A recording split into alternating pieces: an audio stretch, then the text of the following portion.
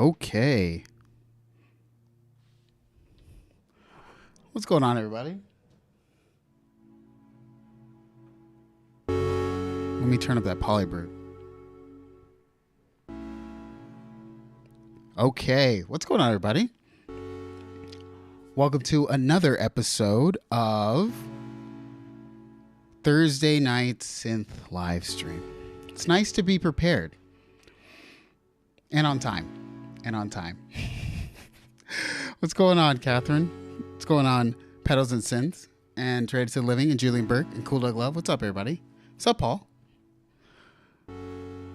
So, it's alive. You know what's funny? I'm so happy. I think it was you, cool. It was Doug, and it was maybe Catherine. It was just a couple people in the after hour stream, which, God, I really want to do. I feel so lazy, but you guys were in there during the after hours live stream where I made that track, I think, or finished it at least. And I'm really happy I used the vocoder in part of it, because you guys were like, use the vocoder. So I'm really happy I actually used the vocoder. And yeah, good. So we have topics because, you know, feels good when you're okay. There's like a freaking war zone going on outside of my neighborhood right now with all the fire engines and whatnot. But we got the agenda. We're going to go around the web. We're going to, of course, do our favorite Polybrute. We're going to talk about Waldorf. We have to have a talk. And new Behringer and Rolly.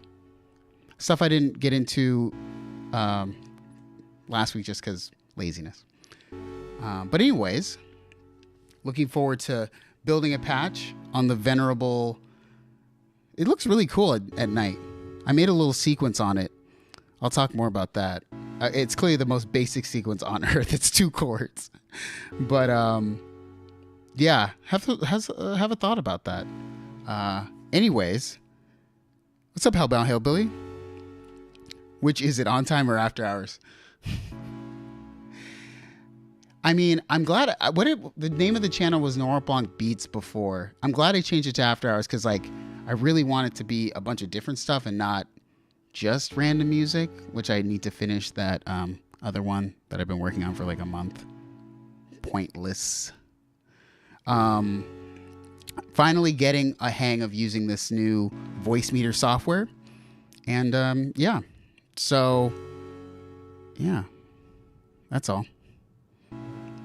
So, the reason why, I think maybe it was Julian who said it last week. I forgot exactly.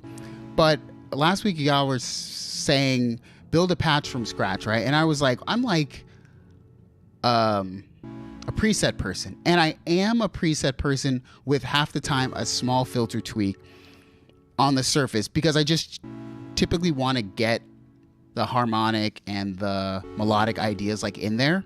But yeah, I usually will go back and do some kind of patch adjustment or whatnot.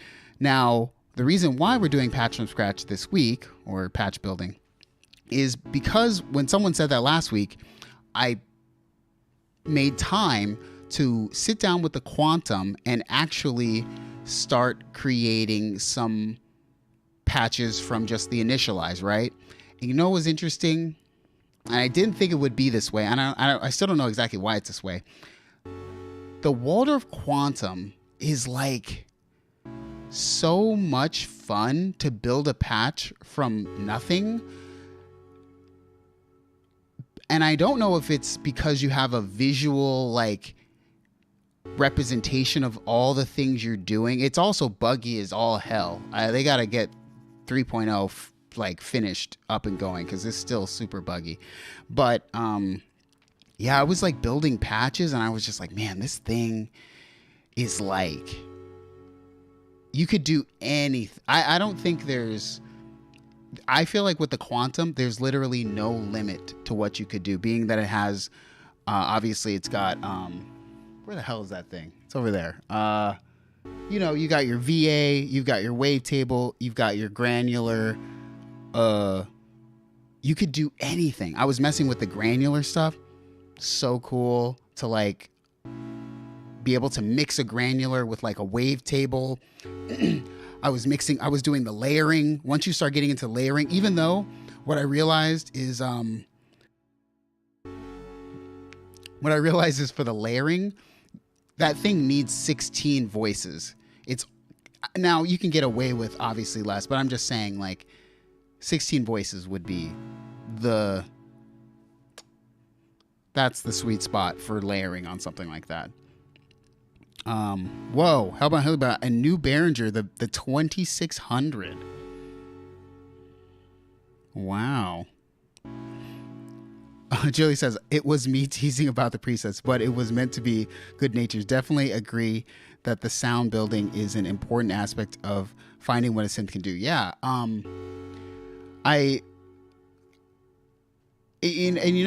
I think that it's, for me, sometimes building a patch on the fly is annoying because I really want to keep the like creative juices flowing.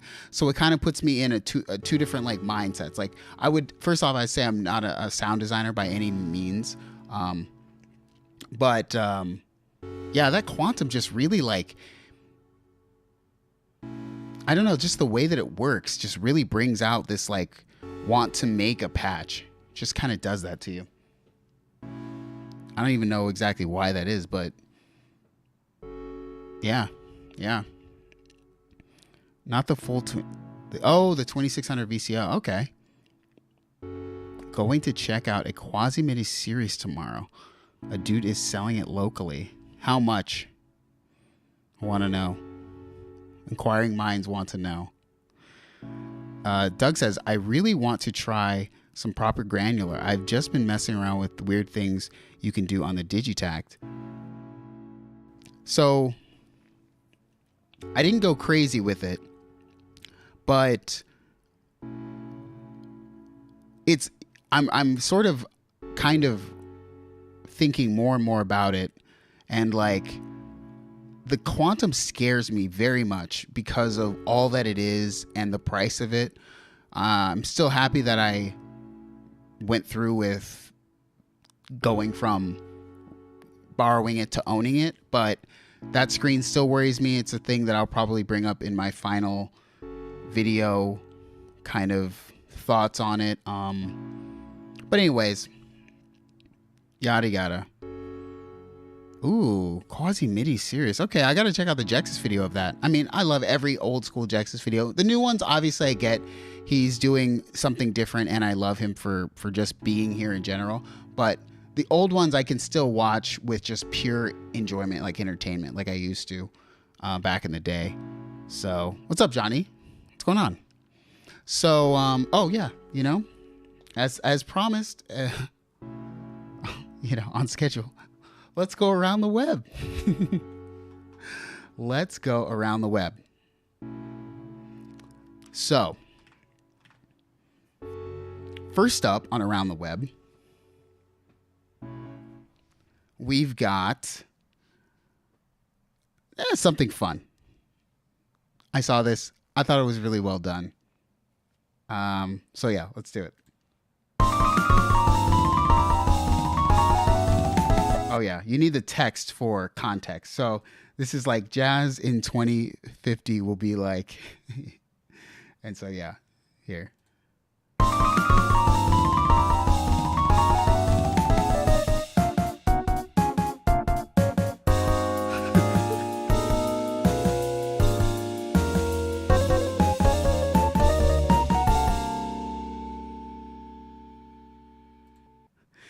I mean, it's interesting because it's not hard to, it sounds very complicated, but it's really not hard to play. And I guess sometimes when I'm thinking about, the joke is the lick is long as hell. And he does all the stuff that you would typically do if you're playing over some kind of a sequence like that. But I still thought it was a good lick. I still thought it was kind of cool. What's up, Matthew? Yeah. This one I really liked because I thought it was a very cool. He's like, modern jazz be like, all these are kind of fun, like it funny to me. So I like the vibe on this one. He vibed pretty good on this one.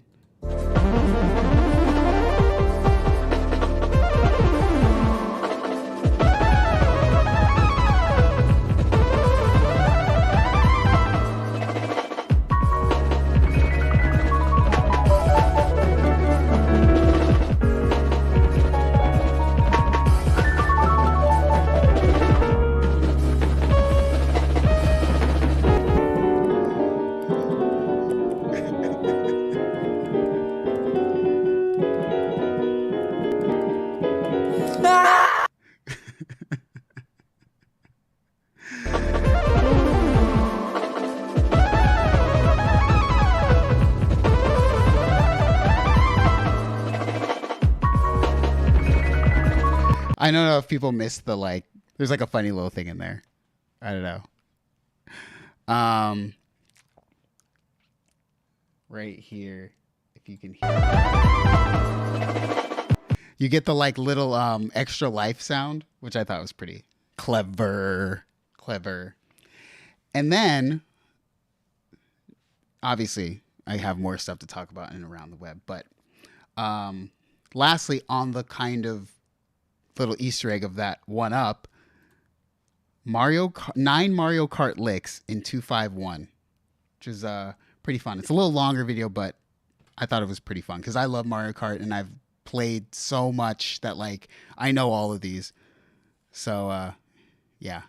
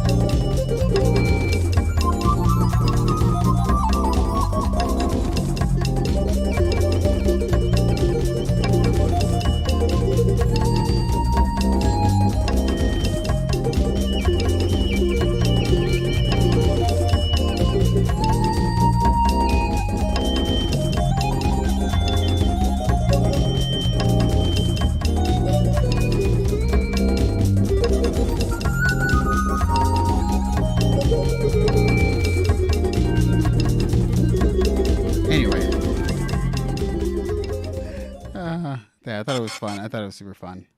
Oh, look at this. Okay, so I saw this on like Av's channel. I guess it's like a new thing from Waves. It's like a new sampler. The CR8 sampler gives me all of the creative sampling options that I think to ask for. 8 sample layers, so I can stack and mix samples, or split them across my keys. It has 5 unique stretching modes: beats, harmonic, melodic, voice, and classic. These let me control time and pitch independently. It's also got key and BPM analysis to get me in tune and in sync with my sessions in seconds. It has easy loop, reverse. Does anyone not have a damn sampler built into your freaking software at this point? I don't know. Like, real question, like, did Waves need to make a sampler? I'm just trying to think of any piece of software that doesn't have a robust sampler. I mean, maybe if you're trying, I can kind of understand the reason for this. Someone's going to get this and they're going to, like, because it's Waves, every studio is going to have it because every person who, like, I don't know, maybe, like, I feel like this will be useful in 5 years when a bunch of people buy this, make it their sampler, and then every studio that they go into, they need their sampler, their Waves created sampler. Instant control over the sample playback. I can shape color and timbre using The UI looks filters okay. and ADSR envelopes. I can drag and drop LFO and ADSR modulators to practically any control. I can even browse all of my loops and one-shots from within CRA using the built-in Waves Cosmos AI sample finder. It acts. Okay.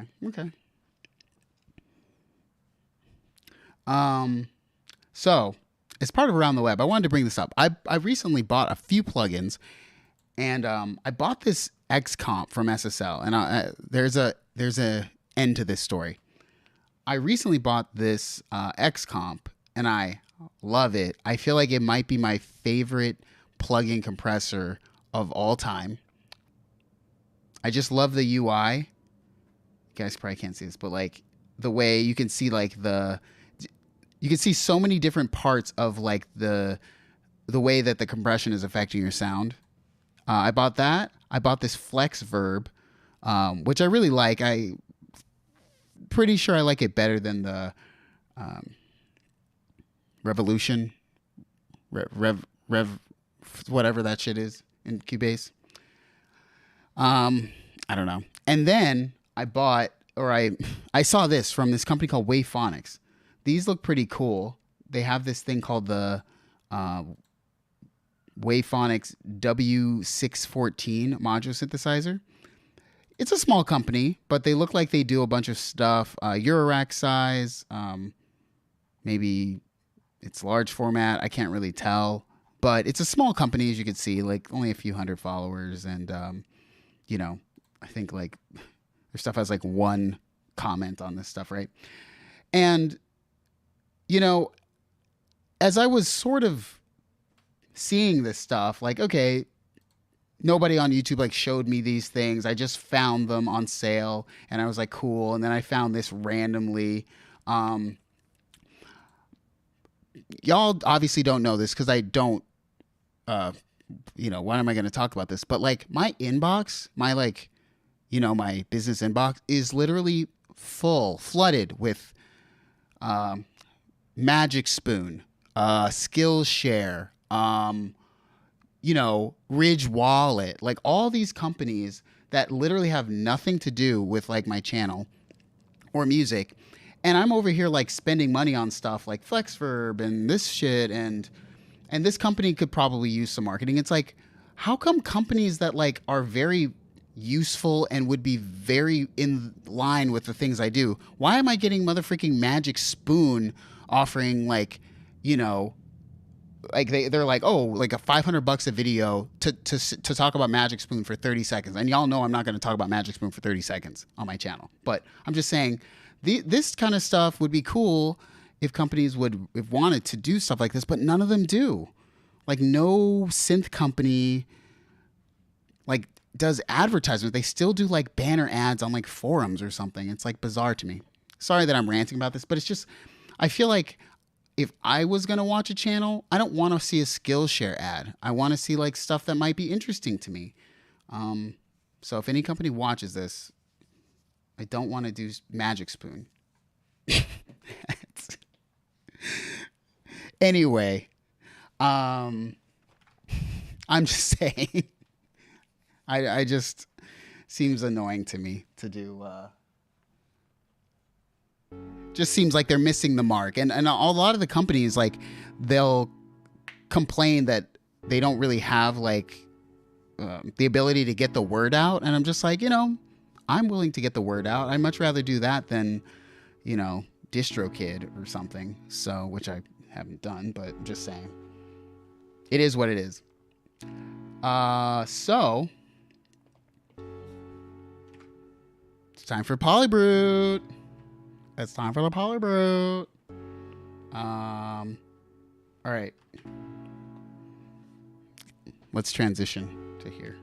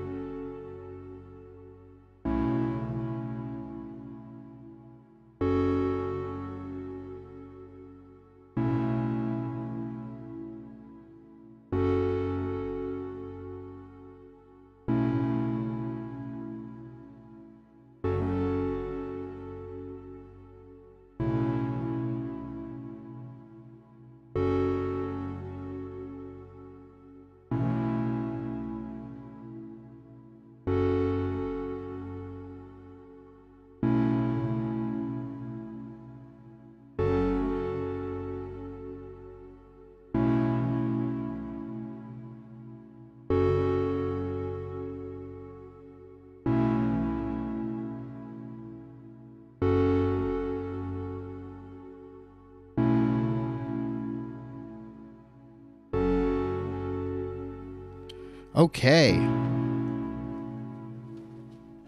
Trade to the Living. Thanks for pointing that out. I forgot to put that into Around the Web. I retweeted it, but I forgot. There's a cool Tom Oberheim documentary on the G-Force channel. So if you guys haven't checked that out, check that out. Tom Oberheim's the G. So we're back on the Polybrute. And I want to build a patch. So we're going to do that right now. I'm going to try to do this by going to presets. I don't know how to do this. But here we are. These are all the presets. This is one of 8. Let's see how I can, let's see. I'm going to go all the way to the end. There we go. Here we are, family. All right. Okay. Yeah, cool, Doug Love. It's cool. Matthew says, hey, Noir, what are your thoughts on the PB's raw oscillator sound? Oh, well, I haven't heard it yet, so we're about to hear it together. I have not heard it yet because I haven't made a patch from scratch. So, I'm not super raw oscillator guy, but I can give a pretty good. Everything that I compare to a raw oscillator is either a Moog raw oscillator or a Dave Smith sequential raw oscillator. Since those are the only two I kind of know. I don't want to say by heart, but kind of. So here we go. Let's see. We have our. This is just one. We have our mixers here. So I'm going to turn down, make sure everything's down. Noise. 1. I'm going to turn this up. I thought I did, but I'm going to turn it up a little more. Hold on.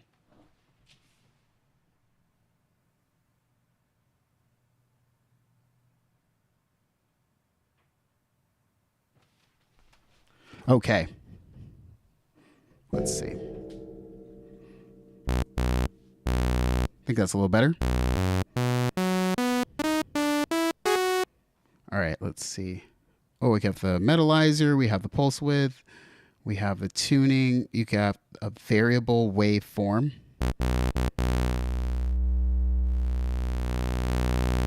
So you can have saw trimix. You can have square wave. I mean, I'll be honest, off the rip, I usually find the biggest difference in the triangles and the squares.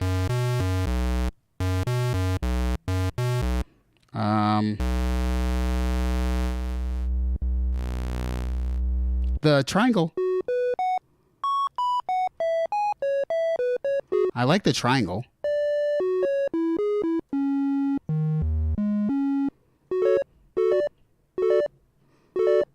I like the triangle. Buzzy little triangle. But also clean enough to be useful. We got the metalizer.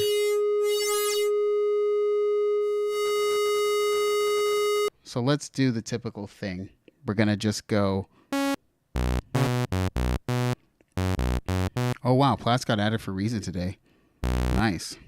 So we got our oscillator 1 with a saw. We're going to have our oscillator 2 with a saw. Then I'm going to do what I always do. Ooh, you can add a. Let's see if you can add the sub separately. I just want to see about that. Oh, wow.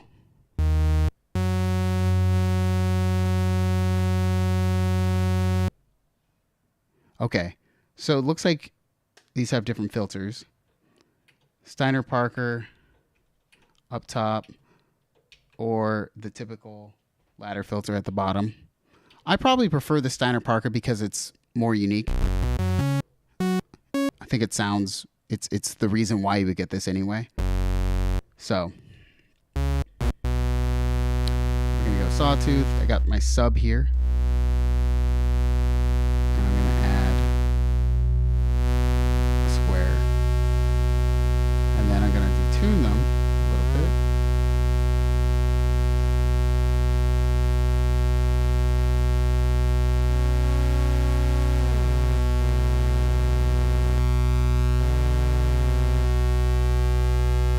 Wait,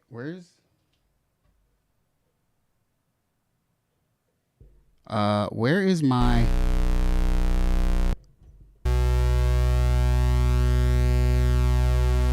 Okay, there's the fine. Okay, this is...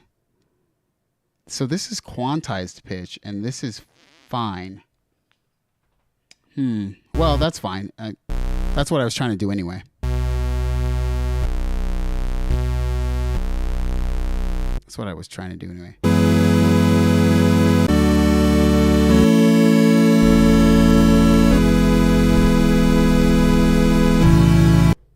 Anyway.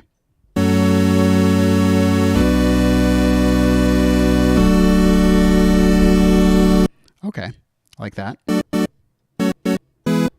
I'm going to change this to sort of a slower attack here. Some release. I like that. I like that.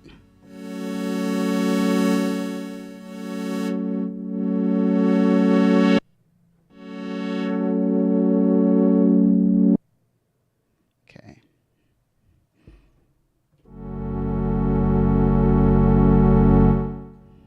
All right, cool. Sounds good.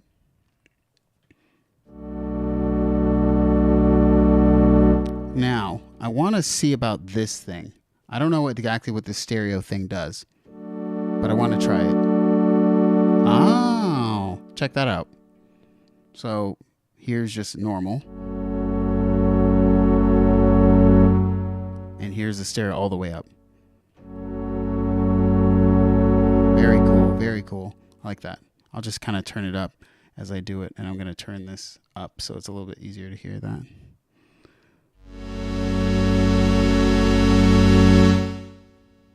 See how you can kind of hear the...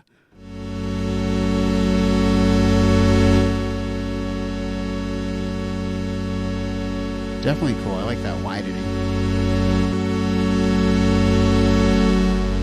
The way the voices kind of pull across, it's very nice.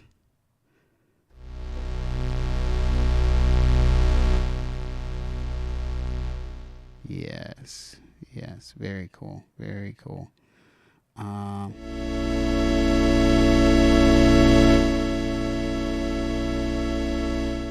right, so I want to mess with turning the sub up more.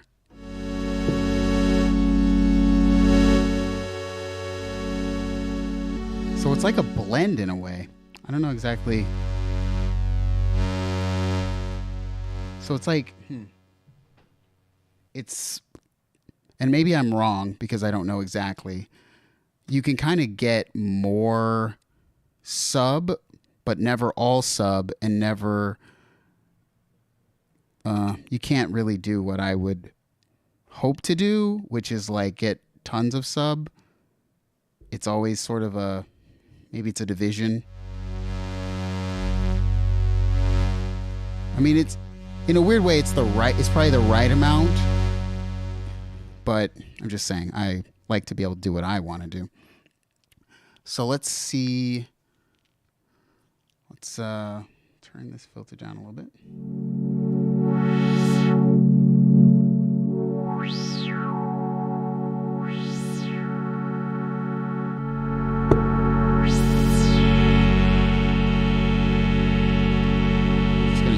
Just to have the just to kind of do the filter.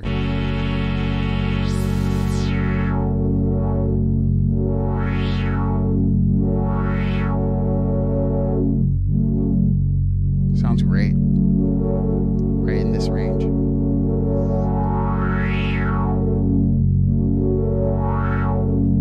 I like that in that range.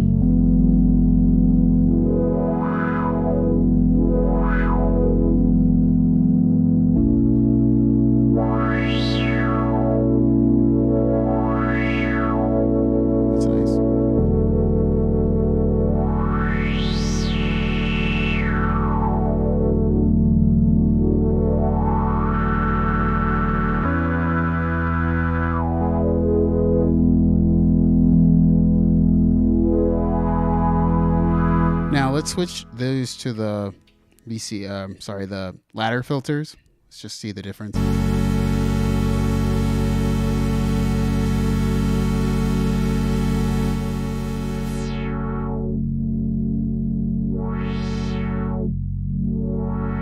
Definitely.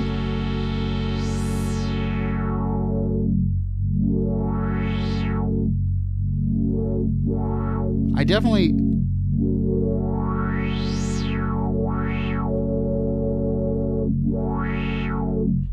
prefer the Steiner Parker filter. If you can kind of see where the resonances are for this, I'll invert this. See if I can invert that to something that sounds.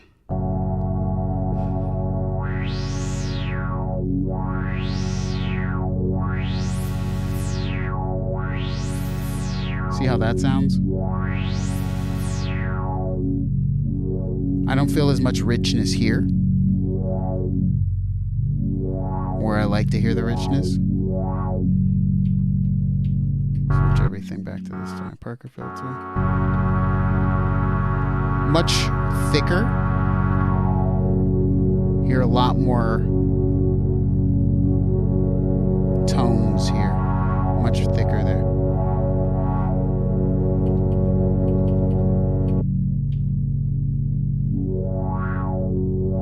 It's a difference. It's different. So we'll just stick with the Steiner Parker filter. I don't know why I'm switching the freaking noise filter. Stupid. Okay.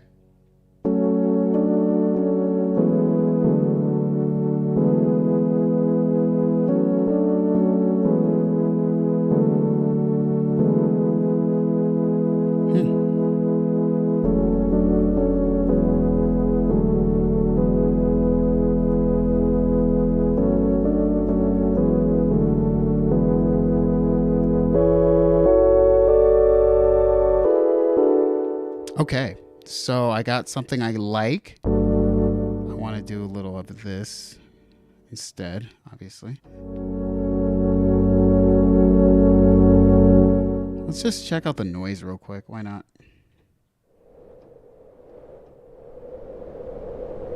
Ooh, the noise sounds good. I never said that before, but check the noise. The noise sounds good. This is weird. Let me turn the resonance down. The noise sounds good.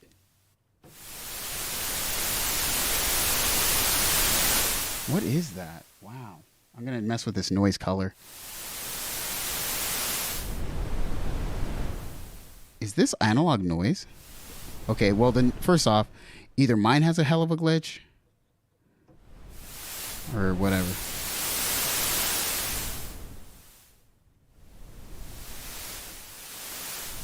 It has a nice sound. I'm going to do that. I'm going to put a little noise in here. Maybe I can, I would like to be able to, sort of modulate the noise in and out, but for now, I'll just turn it down.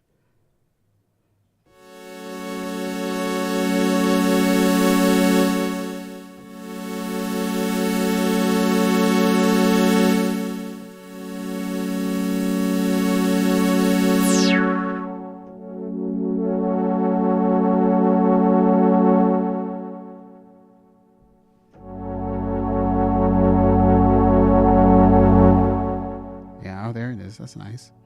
Okay. Okay, sounds good.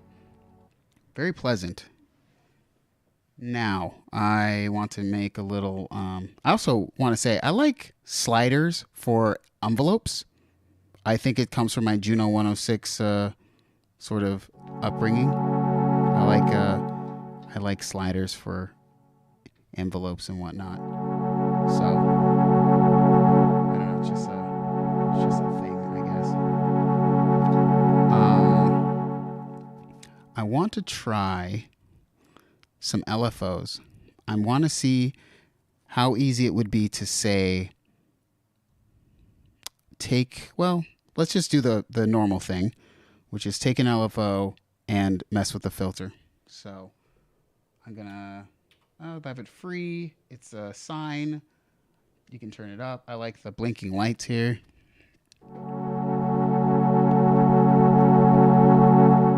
Now, how to get it to the filter. I think I'm going to try. So let's see so this changes the phase. This changes the rate.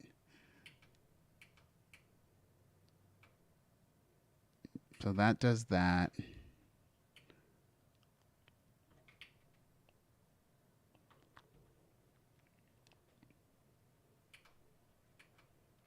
Let's see. This is like the retriggering modes, which I don't care about. I don't know why. I don't really like that that's there, but I guess I get it. I'd probably prefer it to not be inside the same block as that, but...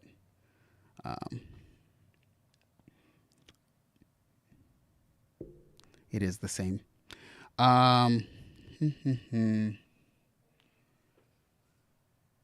So let's see. VCO, series, parallel. I like this. They can be in series or parallel on the filters. That's cool. Sync 1. So LFO 1. Here's the LFO 1. I think maybe I need to be in the mods. Morph, maybe. LFO 1. I'm trying to see where I need to be for certain things. LFO 2. LFO 1. Mods. LFO 1. Let's see. Amount. Semitones. This feels like the sequencer part. Well, not my favorite way of getting things to things, but it's probably one step more that I'd have to do to get the LFO to do other stuff. But that's okay. I'm going to go to... Well, see, I pulled up a random... I went back to the initialized patch, which is fine. I can make this back to what it was very quickly.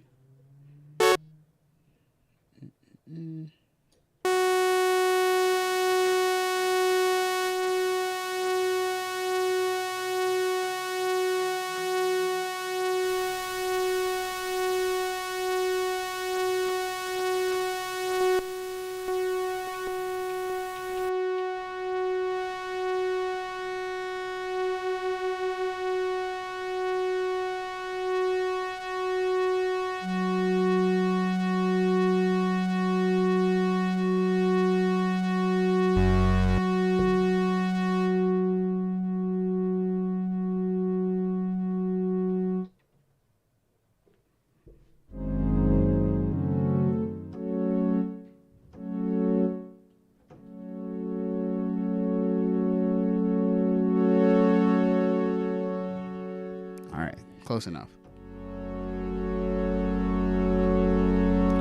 All right, close enough. Now, I'm going to grab effects. I saw some effects I liked. So, let's go in there and see about that. So you have a chorus here. I'm going to try to just turn that up. So that's the chorus. I like that.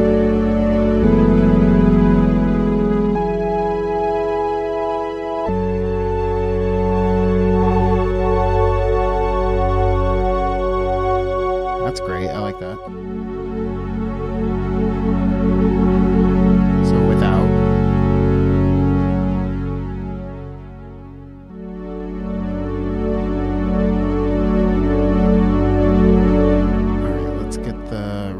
Level. I'm going to turn this so I can have like a faster kind of thing.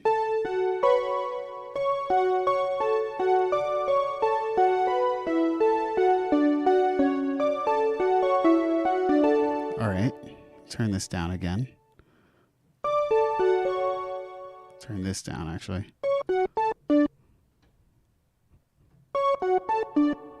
Okay, let's turn the reverb time up. Cool. Sounds good. Let's turn the delay up a little bit. Turn this down again.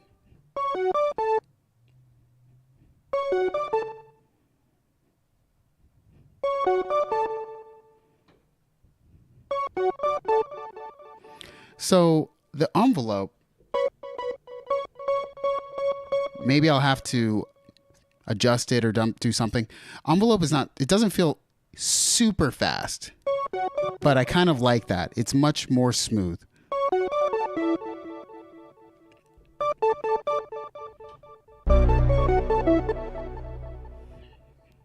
Yeah, I kind of like that. Let's do that. Let's add some of this here.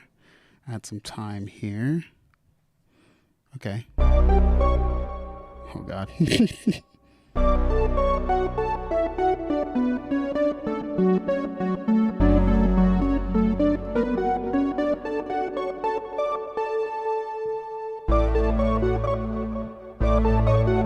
right, I can't play right now because I'm in front of this microphone.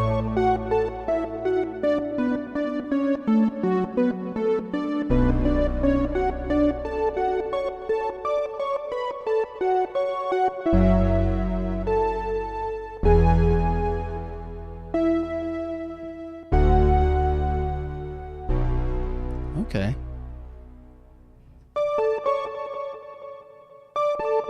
Okay. A little more of that.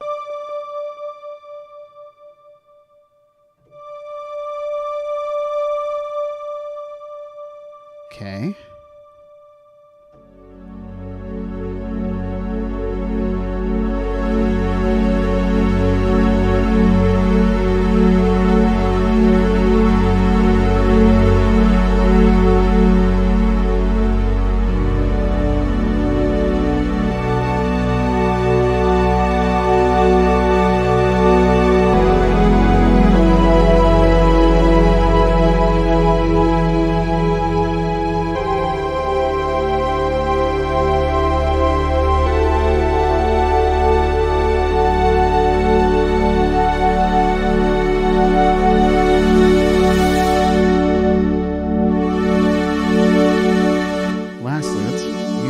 Because y'all know I love a phaser.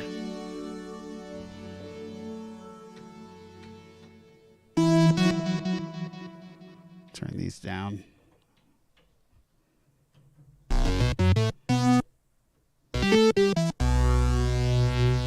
Okay, the phaser is like attached. Is the phaser like attached?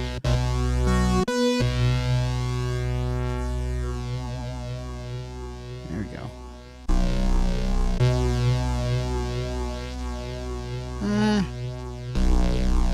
I might have to find out. Let's see. Alt, so phaser 12. Okay, let's do that. So it's a 12 stage phaser on number 2. That's a little better. I still don't love it. I don't know exactly what.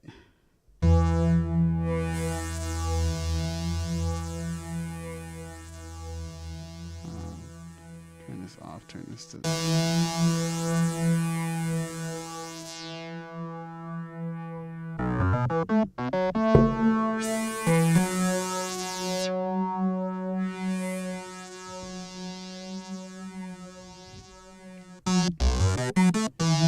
All right, well, on the surface, this will not be a phaser that I will use.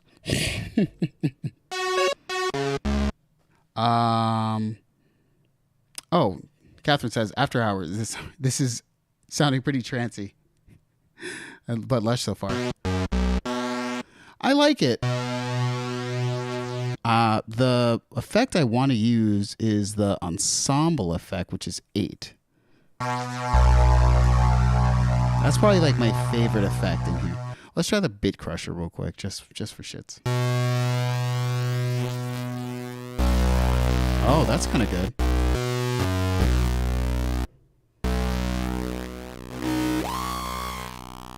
You could do some great stuff with that.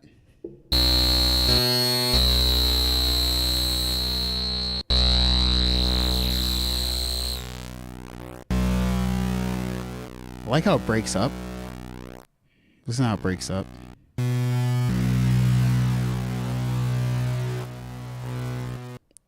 You could do like some cool like power chord. Some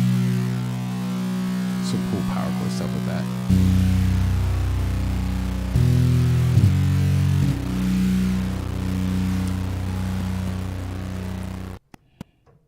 I guess you can't really.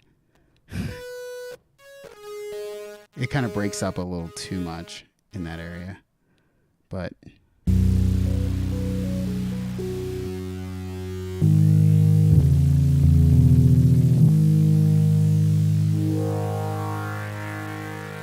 phasers on stunt. Set your phasers to stunt, guy.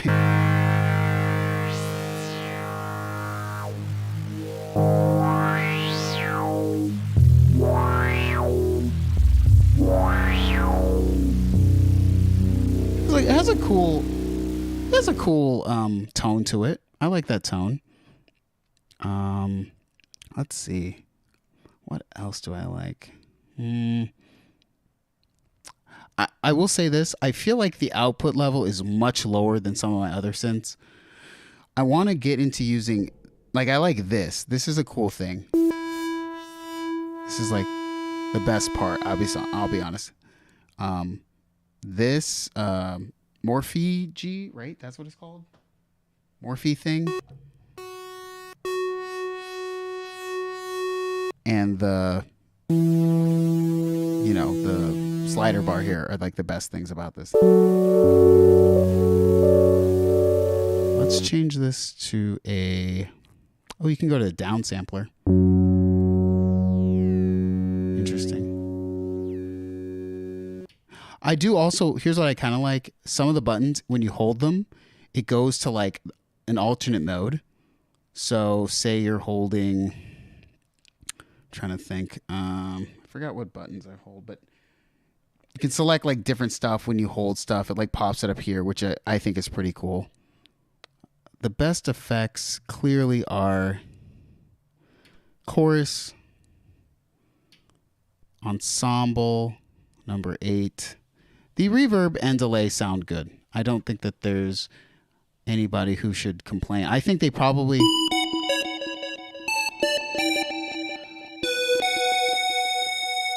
I would say they sound better.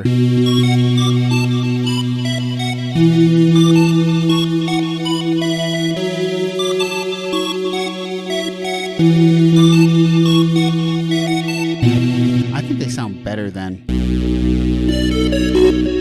like the sequentials built-in effects. I think that these effects actually sound better than the built-in effects on the Prophet 6.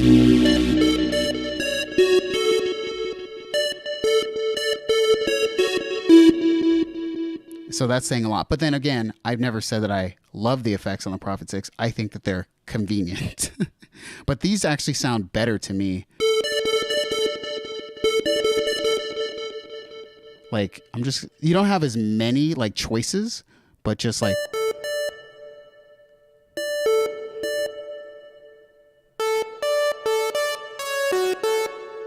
I think that this reverb sounds better.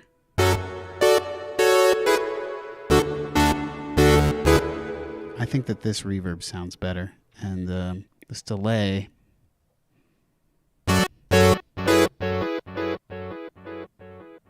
You have choices between, like, ping pong. I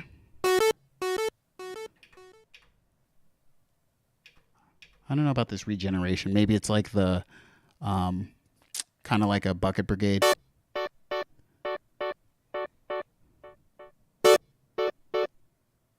Okay, let's turn that down. It feels like it. Feels like it's sort of a... No, it's not the same. Yeah, I kind of like the Bucket Brigade emulation here. It's not really it, but it's not bad.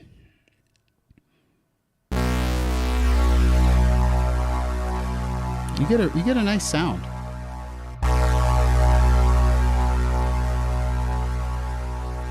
Definitely get a nice sound out of it. I'm not disappointed.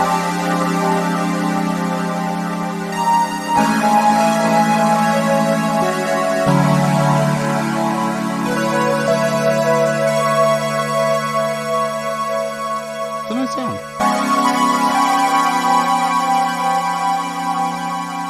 It's good. I kind of want to try the filter. See about that real quick.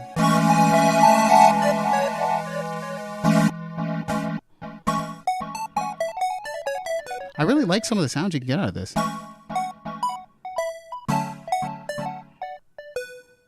Not bad.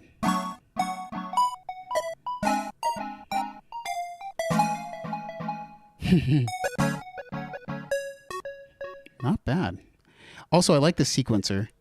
Kind of how it works. You can do like step sequencing, which is pretty cool. It just shows up here.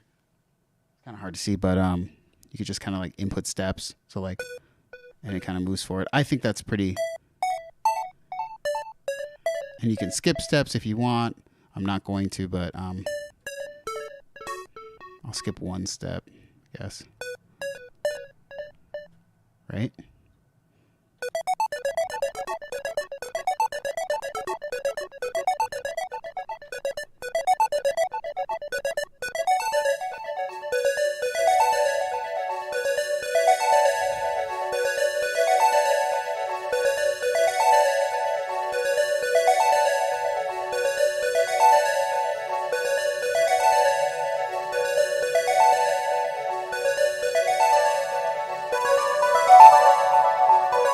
Listen to that fabulous fullness.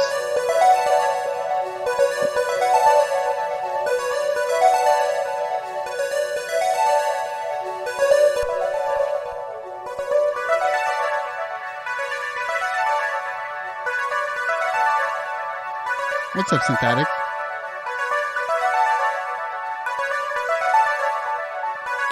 I also like that. You can have different filters for different voices.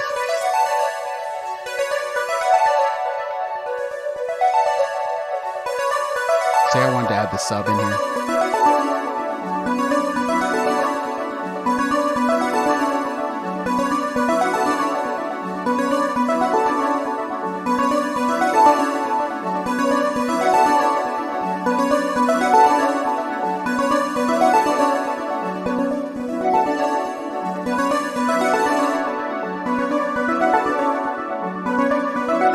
Julian, the sequencer is very good. It's weirdly, for me, it was the most natural part.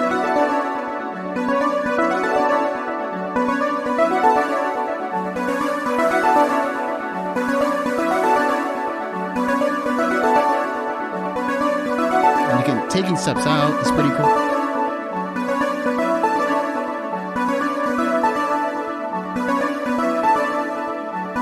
Adding steps is cool.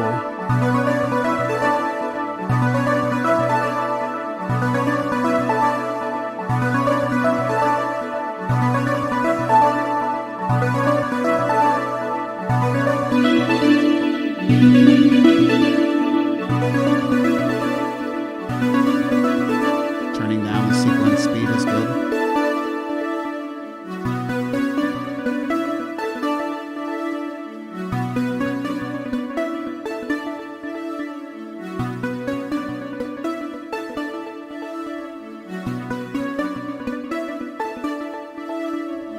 Oh yeah, it sounds great in headphones right now.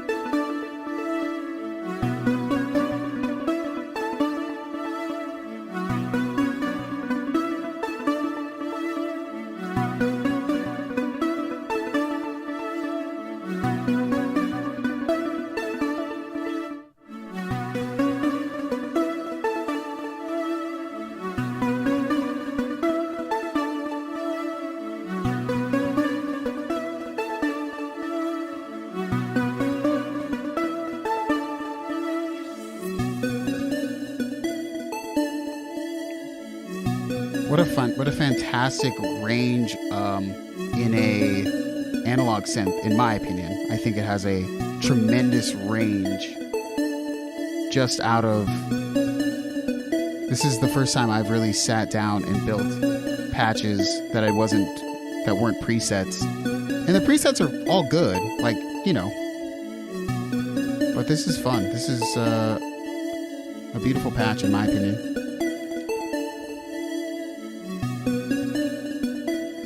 Let's try to save this. So I'm clicking save. Snapshot added. I don't know what that means, but we're gonna hold the save and hopefully it'll do something. Hold save and press a matrix cell to save. So I'm gonna save this to like something over here. I'm gonna try to change the name of it now. So let's I'm gonna use this. All right, okay. So we're gonna make this. This is so I can go L. We're gonna go L. This is for the live stream. So we're gonna go L I V, capital V. There's a W. L V. And then we can go lowercase e.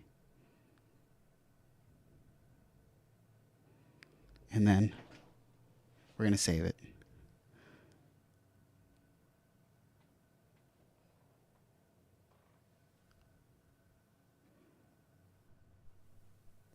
Why is it called a template? Oh, we're good. Perfect. Perfect. And of course, we still have all the other amazing presets, which how do I go back to these? Preset. Like this one. Here we go. Fantastic preset, of course.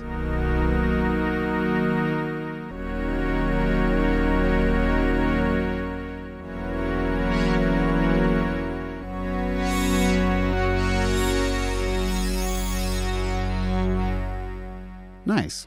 All right. So this is going to be our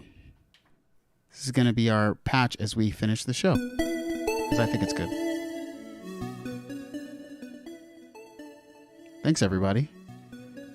Yeah, it did work. I was like, what is this? All right. Give me a sec. We'll switch it up.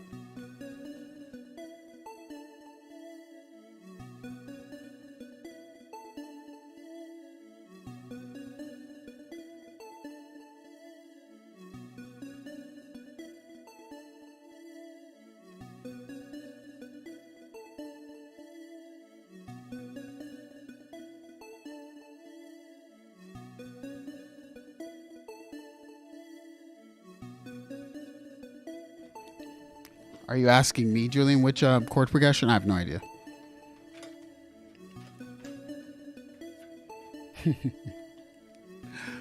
Oh, God.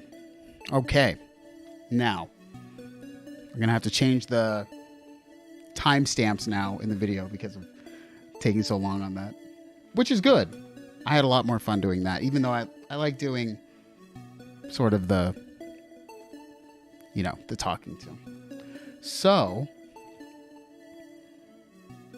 Waldorf, let's talk, because I think Synth Anatomy dropped this recently, and kind of just wanted to, you know, why not speculate on things, huh? So, Waldorf, something is coming our way.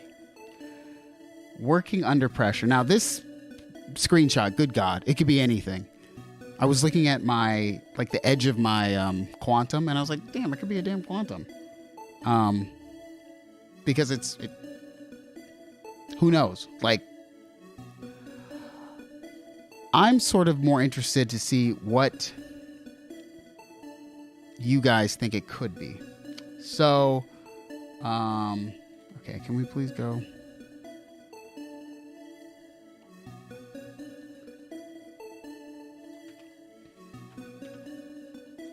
All right, here we go.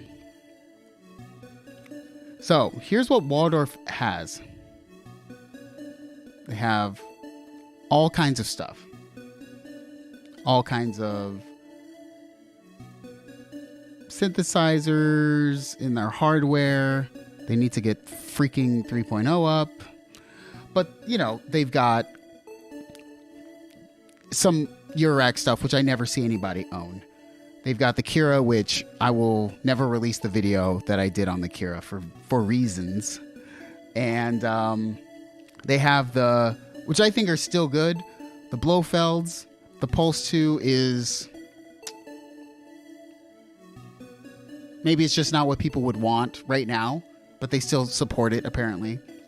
And then you got the Quantum Iridium and M. The M is actually seems like a good deal nowadays. But I'm wondering, what would it be? So... Freeform. Catherine says, I bet an M keyboard. I would be 100% on board with an M keyboard. I think that the M is actually a decent... I hate to say a decent deal, and it's $2,500. But when I looked at the price of a freaking Quantum, and the Quantum is $4,700, $2,500 for something very true to the original Waldorf wavetable style for $2,500 seems reasonable. It's also something that, if you were looking at one of those old school XTs, while I think the XTs probably have more mojo still, something new, and it looks sleek. That's not a bad thing. Definitely looks differentiates itself from the Iridium. I think you also get, what do you get? 16 voices in this? Yeah, you get, oh wait, you gotta, what? You gotta install a board? Well, I mean, they'll nickel and dime you, but they got an analog low pass filter. I mean, that'd be cool to see a M keyboard. I would be on board with that.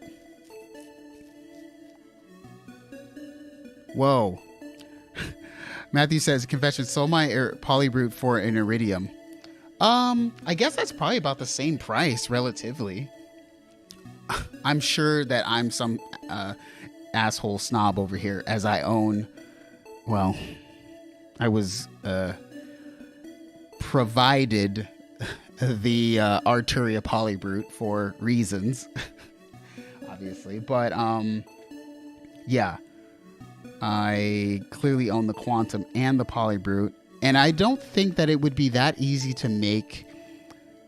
If I didn't own anything, it would be really hard to make a choice between the Waldorf Quantum and the Polybrute. But being as how I bought the Waldorf Quantum for reasons, I keep saying that, specifically because I didn't have a digital synth, I would obviously pick the Quantum over the Polybrute because I already have my Prophet 6. that said, the Polybrute and Prophet 6 are not the same. So interesting that you made that choice, Matthew. Interesting. It's not M. It's not the right color.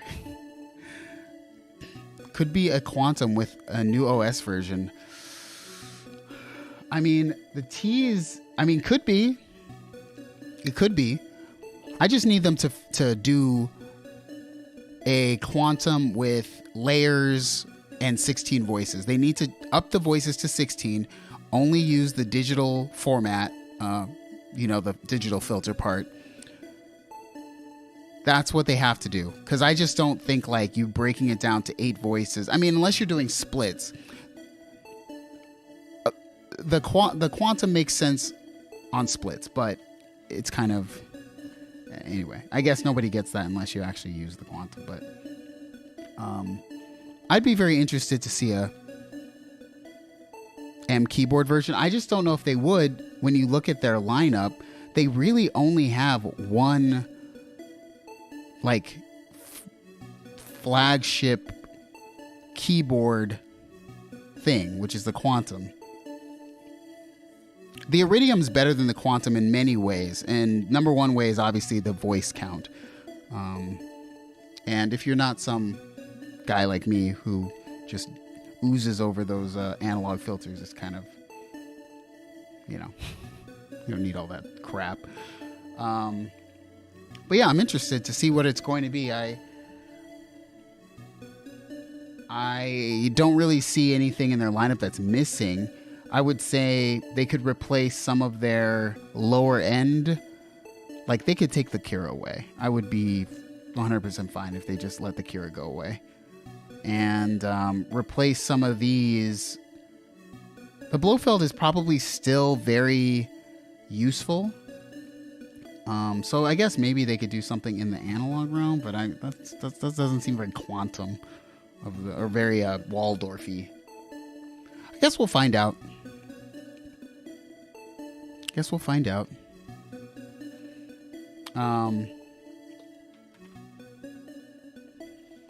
Yeah. And I saw some new Behringer stuff, and I thought we would talk about what the heck that stuff is quickly. Let's find well, I don't know, maybe first we can talk about the this thing. This thingy.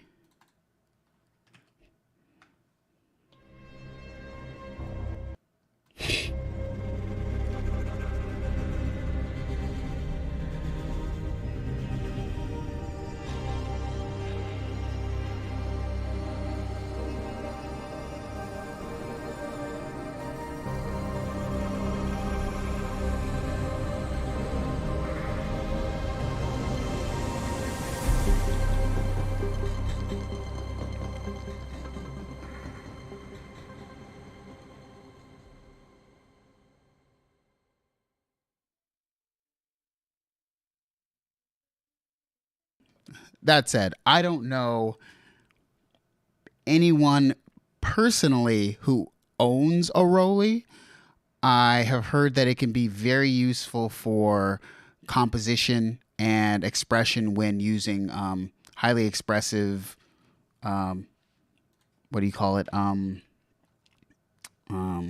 instruments within like DAWs and whatnot. Rolly went out of business. And I can totally understand how they did. It's kind of like having a super specialized instrument and then also being incredibly like heavy in your marketing budget. I feel like tons of Rolly's budget went towards marketing, and I'd never seen a company that crazy into marketing budgets for a very specialized product. They had like the block as well or whatever. But yeah, I don't know. Let's see I want to know what people are saying. This person says, make it affordable or it will fail again. This person says it didn't fail, blocks failed. Okay. I wouldn't call the Rolly products robust. I mean, I didn't know. I don't know. It felt like the Seaboard was way more pricey than the like the block seemed easy to make. That said, I didn't own either. Synthetic says he loved the Rolly stuff. Really? Okay, so people liking these. Catherine says I'm sprung on the Seaboards. Wow, that came out of nowhere. I have a Rolly product, but the Grand Original. Watch the rooted. Yeah, I think that a lot of people watched the original because this was my first sort of experience with the Rolly stuff. Was I remember seeing Jordan Rudess use it, and whenever I watch people use stuff, I always say to myself, like, remember, you're not as good as they are. So I think I definitely knew very early on, like, I'm not going to use this in nearly as effective as a way as someone who is a freaking musical savant as Jordan Rudess. But I could see the practicality of it for, say, I don't know, doing sort of expressions in, I guess you call it like maybe like stringed instruments. But then I don't really compose that much string stuff. I've never done that much string stuff, like, ever. There's no time to do it at this point, and nobody's gonna hire me to do that because I don't do it enough. But yeah, so that's new. And then I don't know what this is, but somebody said they saw this Behringer biphase. I don't even know what this is, but it's new. Oh yeah, and this they're putting out this modded edition of the TD3, which is probably going to be like $200. It's not even $200 freaking dollars. So Behringer's still making the greatest stuff for the unimaginable prices, and I can't hate on them. I will not hate on them for doing what they do. While obviously not super appealing to me personally, I see incredible value in something like this. I'm more interested in what the heck a biphase is. It's an octave divider. It's a clone. So the oh. Uh-oh. So Mutron is not happy about this. Interesting. What's up, Milk Bath? What's going on? So I don't know what this is, but it's so this question is, this controversy is surrounding how Behringer has cloned the Mutron octave thing. I like the look of this. You know what's weird? I know this is going to sound kind of crappy. I'm kind of interested in like an octaver pedal. I like my Atreides. It has octaves in it, but also you don't really get to just specifically do the octave in a clean way. You have to kind of include other stuff, but I like octave sounds, effects, stuff. So this looks great. Like, this is probably one of the most interesting things Behringer has done. And I know that it's going to sound super shitty, but if say I could say way huge, but way huge. If, say, Strymon was doing this and it looked just like this, I'd buy this day one. If I don't know what other companies make pedals, Way Huge, of course, because Way Huge pedal collector guy, I would totally buy this. I don't know about the Behringer. I don't know. I don't want to be that guy, but I'm just saying it's not going to hold its value if, say, it was a Mutron. Maybe Mutron makes a pedal like this. I feel like, are they a thing still? Oh, they are. Oh, You know what's funny? The Behringer looks better than these.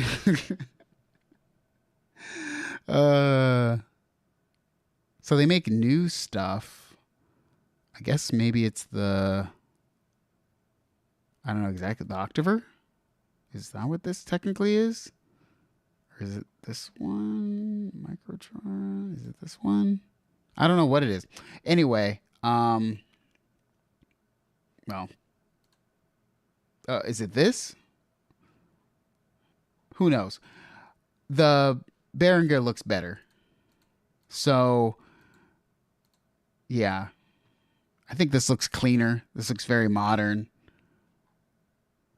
I'd buy this. Yeah. Sorry, I'm going to be that guy.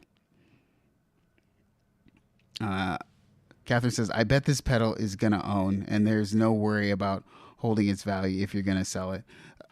If you're not going to sell it. That's true. That's true. I just think it looks really clean. Like, you can't really deny that,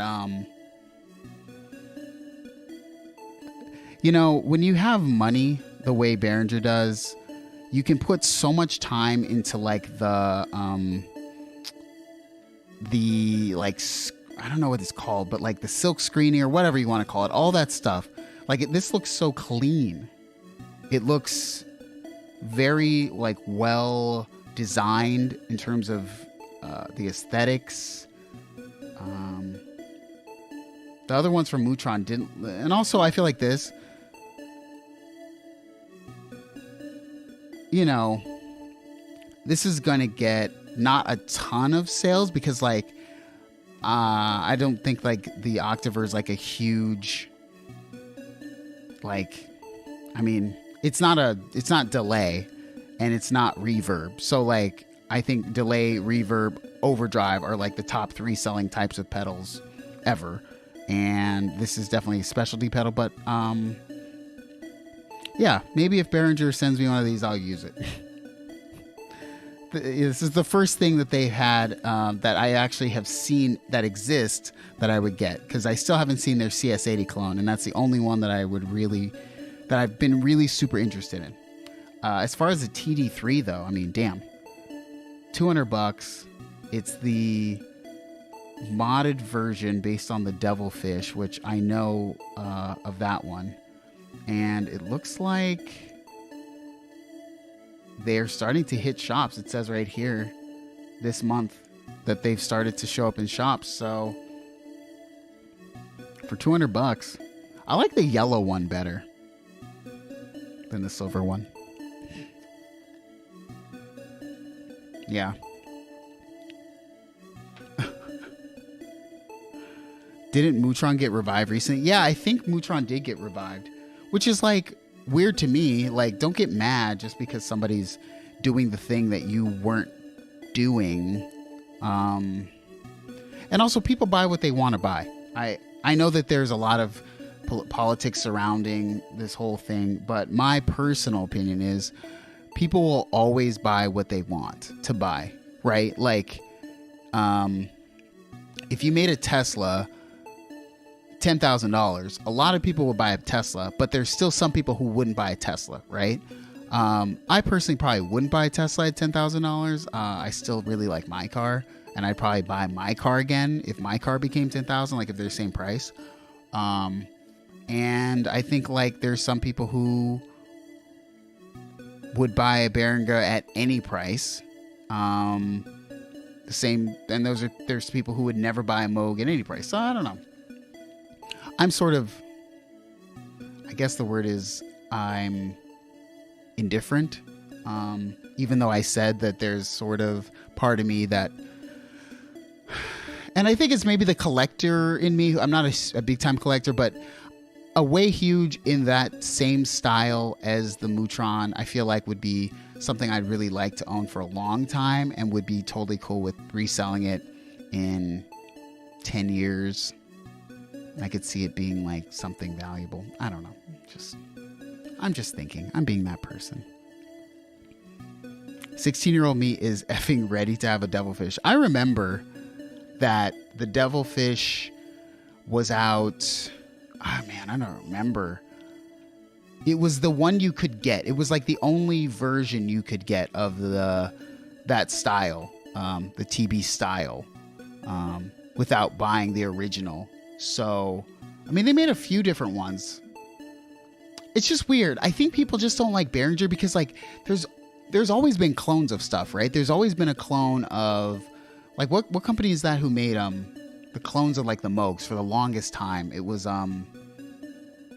Studio Electronics or something, right? Wasn't like this company called Studio Electronics? They made like Moog clones forever, and I don't feel like anybody was like, fuck them. There were TB, you know, there were those clones for a long time. I don't think anybody was like, fuck those. So it's just it's clearly a specific bias against Behringer, which I don't know. I don't know if I have as much. Yeah, I think it was that. Studio Electronics. Yeah. Anywho. Tonight was a cool stream. The Devilfish is actually a 303 that has been hacked and modified to have much more power. I've never owned a 303. I've always sort of made 303-ish sounds. I've heard that the 303 is something you have to sort of get down with. And I think I've always enjoyed the sound, the songs made around the 303, but just never have, I've never dived in myself. Yeah, Studio Electronics are American. Okay. Yeah, Analog Wings, thank you. Yeah, so it was Studio Electronics. But I don't know. I think I said it before. In the world of like, you know, analog audio or whatever, how many clones of 1176s are there? A gazillion clones of 1176s. And like, people haven't been crying forever about like, oh, that damn clone. So I don't know. Maybe it'll go away in the world of synths. But everything is a clone of an LA2A or an 1176 at this point. So anyway, I'm about to go watch some Dr. Disrespect. But thank y'all for coming again to another Thursday night live stream. New video out Tuesday. I said it was going to be out this week, but then I slept and I didn't do it. So, like I said, Great Synth Mysteries mini on Tuesday. I will finish it this weekend. And, yeah, look forward to that, I guess. But yeah, thanks everybody for coming. I will see you guys next week. Have a good holiday weekend if you're in America, because we have a holiday on Monday. So I will definitely be sleeping on that day as well. So, yeah, Julian, Catherine, everybody, thank y'all. I'll see y'all next week.